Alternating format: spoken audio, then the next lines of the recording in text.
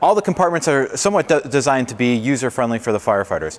Generally, our pump operator, who's driving the truck in control of all the pump operations, has to have all of his gear right by him, and this is going to be basically where he's operating from for the majority of the incident. So along with having to determine the appropriate amount of water used on the fire, he also needs all the connections and all the, what we call the engineer's compartment right next to him, so you can use all the connections, any different valves or wrenches that he may need.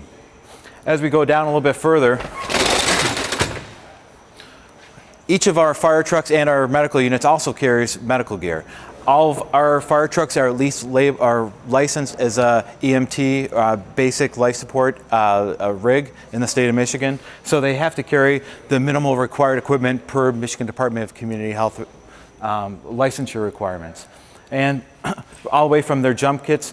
One of the problems we had was we have so much gear to carry, so it had to get separated through several different jump kits. So we have a medical and a trauma bag, along with all of our airway equipment, which is going to be in this compartment as well. Along with it, we have a bunch of splinting equipment, so when we have a trauma, a sprained ankle, broken bone, whatever that may be, we have all the equipment to take care of those types of injuries as well.